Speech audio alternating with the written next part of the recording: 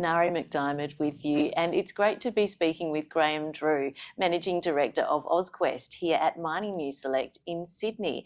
Now, Graeme, what are the three key things you'd like people to know about your Cangallo project in Peru?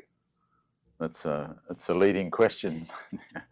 Look, I guess porphyry coppers is something that in Australia they're not used to, because there's a lot of porphyry copper deposits in South America, but not so many in Australia, so the market doesn't quite understand them maybe.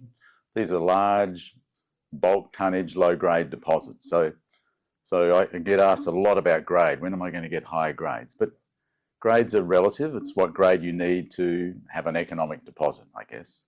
So with the Cangallo, in terms of grade, we're looking at large intersections, broad intersections, hundreds of metres of 0.3% copper material or above 0.3. So we think that, given it's the location of where we are, we're sitting in an ideal location. We're very close to the coast, which means close to processing water. So the cost structure for processing water should be fairly reasonable. We're close to power lines. We're at a low elevation. We're only 1,000 metres above sea level. So we think there's a lot of things going for our project in terms of where it's located as well that will lower the cost structure. So CapEx and OpEx are obviously key components in any development. So we think we should be at the low end of the scale as far as costs go. So 0.3, if 0.3 was in primary sulfides underneath, it's probably too low. We'd accept that. But we've got copper from surface down to 200-300 metres, which is oxidised. So we have a lot of oxide, a lot of blue-green colour copper, if you like.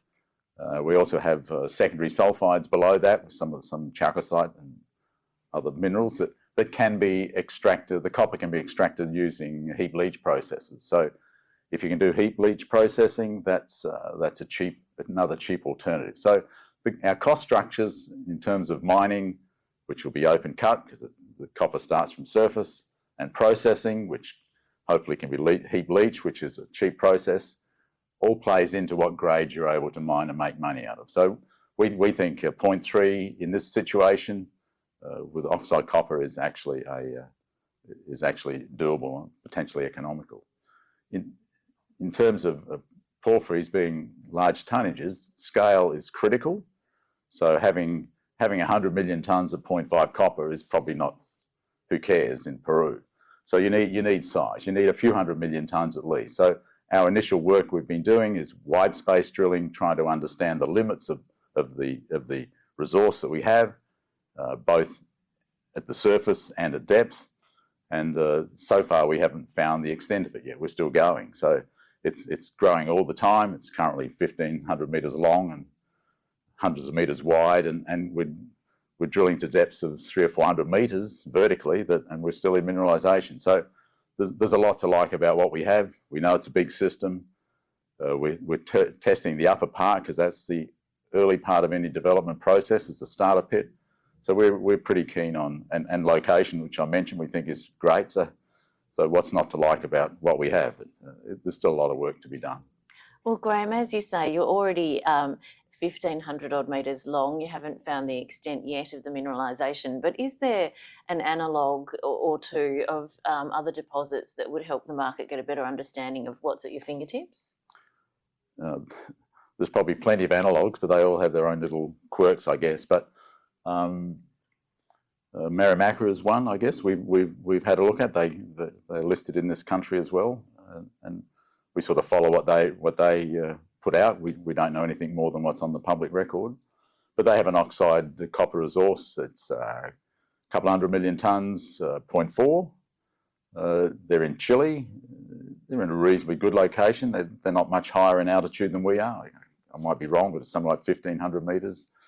They're maybe 20, 30 kilometres from the coast, so a little bit further. So all little bits and pieces that make a difference. But they're looking to develop that. Marimaca is capitalised at over $1 billion. We're capitalised at 70. So, you know, there's a long way to go. And they've done a lot more work. They've drilled 130, 140,000 metres of drilling. So we're way back in that. We've drilled something like 16,000. So there's a long way to go for us, maybe. But you know, there's one analogue where they're looking at developing it, getting a cash flow, and then looking at the ore underneath.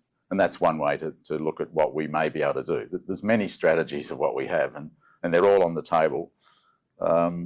Closer to home, there's probably the Tia Marias in Peru. That's a Southern Copper owned resource. Again, it's sort of 600-700 million tonnes with grades 0.3 to 0.4. They'll have some bit higher grades in there that they may be able to get at earlier. Some of it's under cover, maybe 100 metres of cover, so, you know, pre-strip will cost them a bit. They're a bit further from the coast, they're probably 30-odd kilometres. They've had some community issues, but they're hopefully going to resolve those. But that's Southern Copper, a big company. Grupo Mexico is a big company, and they've held this for a long time, and they're very, very keen to develop it because they know it's going to make money. So, you know, there's many low-grade, large-scale type operations similar to ours that are being developed or going to be developed.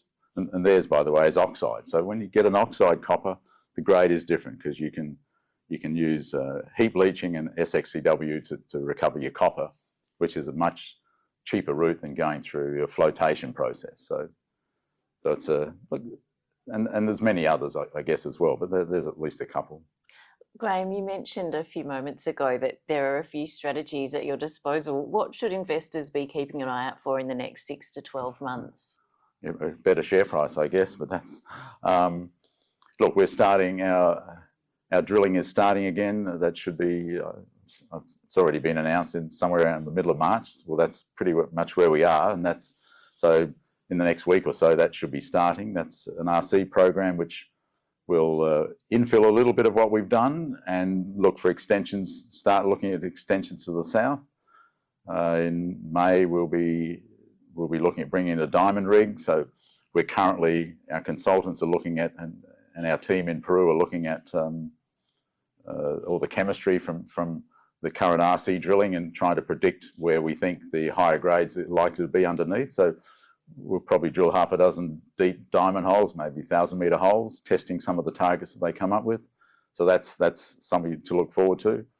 And we're also permitting more drill holes south of where we have more drill pads.